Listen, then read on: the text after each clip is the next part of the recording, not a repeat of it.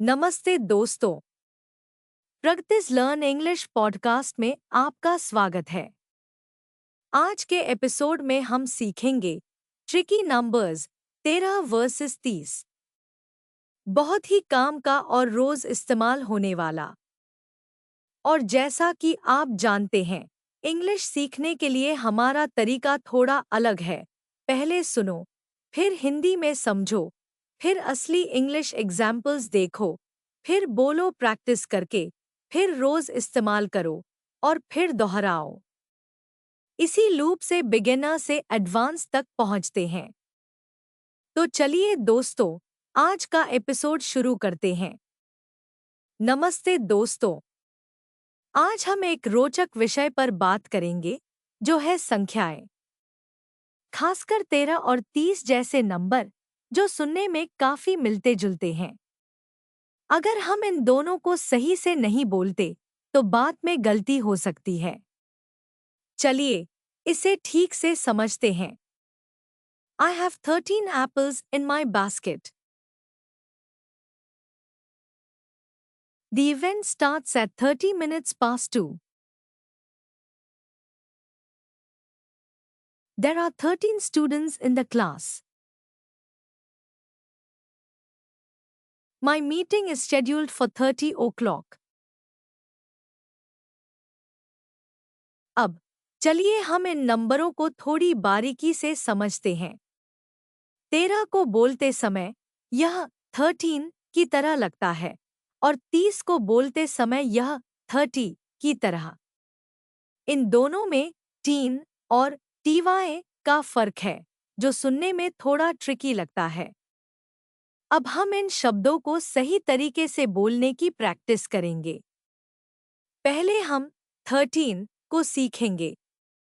इसे हम ऐसे बोलेंगे 13। अब आप मेरे साथ दोहराइए।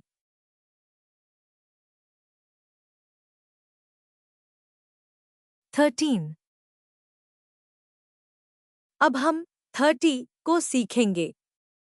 इसे हम ऐसे बोलेंगे 30y। अब आप मेरे साथ दोहराइए।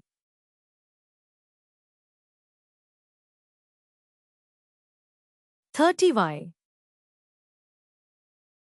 अच्छा, अब हम इन दोनों शब्दों के बीच का अंतर समझेंगे।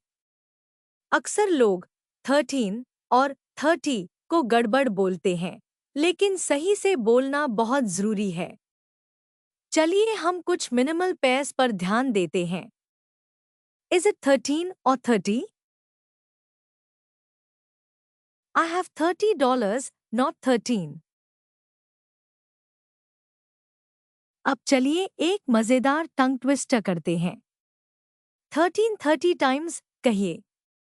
ये थोड़ा ट्रिकी है, पर हमें इसे धीरे धीरे बोलना है। पहले मैं बोलता हूँ 13 30 टाइम्स। अब आप दोहराइए।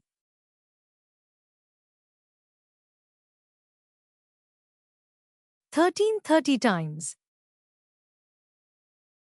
तो दोस्तों, आज हमने 13 और 30 के बीच का अंतर सीखा। यह बहुत जरूरी है कि हम इन नंबरों को सही तरीके से जानें और बोलें। अगली बार जब आप किसी से इन नंबरों की बात करें, तो याद रखें 13 और 30 में फर्क करना। आशा है कि आपको ये प्रैक्टिस मददगार लगी होगी। अगले एपिसोड में फिर मिलेंगे। तब तक खुश रहिए और अंग्रेजी बोलने की प्रैक्टिस करते रहिए। अच्छा दोस्तों, अब हम 13 और 30 के बीच की ध्वनि को और गहराई से समझेंगे। हम देखेंगे कि कई बार लोग इन नंबरों को मिलाते हैं। ये दोनों नंबर सुनने में काफी समान लगते हैं, लेकिन एक छोटी सी ध्वनि का फर्क होता है। 13 में 3 का उच्चारण होता है, जबकि 30 में ती का। अब चलिए इसे शब्दों में तोड़ते हैं। 13 30y।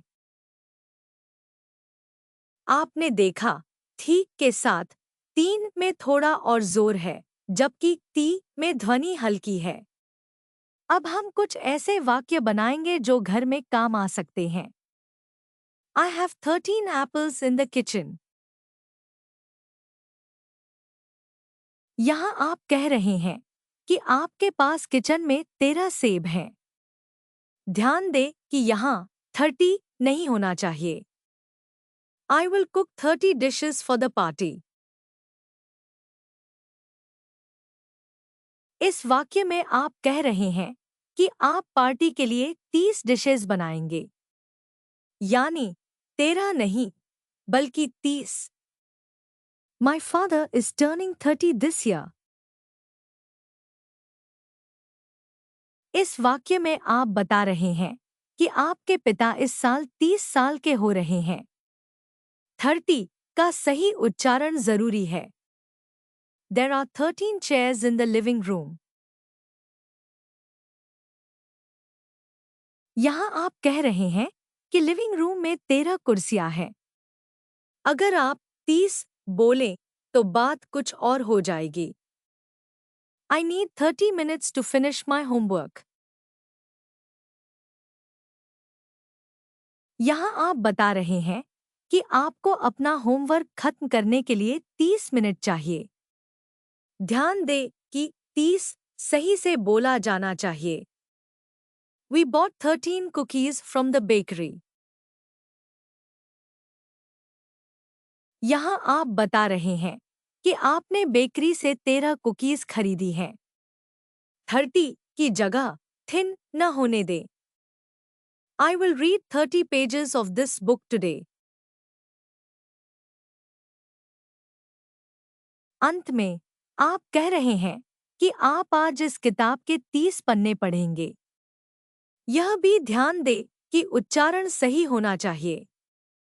तो दोस्तों, आज हमने 13 और 30 के बीच की ध्वनि और उनके उच्चारण पर ध्यान दिया। ये छोटी छोटी बातें हमारे रोजमर्रा की जिंदगी में बहुत मदद करती हैं। अगली बार जब आप नंबर बोलें तो इस पर ध्यान दें। आशा करता हूँ कि आपको यह एपिसोड पसंद आया होगा। अगली बार मिलते हैं एक नए विषय के साथ। तब तक प्रैक्टिस करते रहिए और मुस्कुराते रहिए। आइए अब हम कुछ और वाक्य देखेंगे जहां 13 और 30 का उपयोग किया गया है। इससे हमें ये समझने में मदद मिलेगी कि इन नंबरों को सही से कैसे बोला जाए।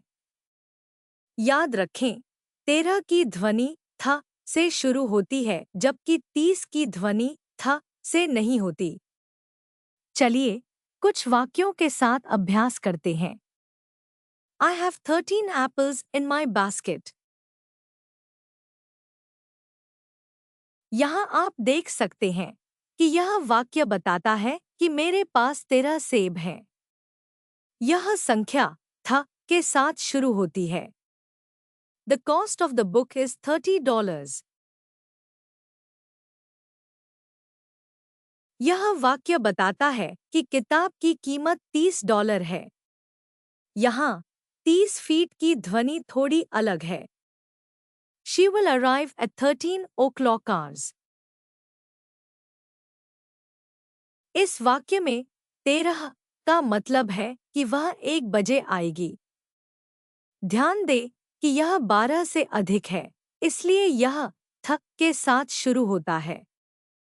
The meeting is scheduled for 30 minutes.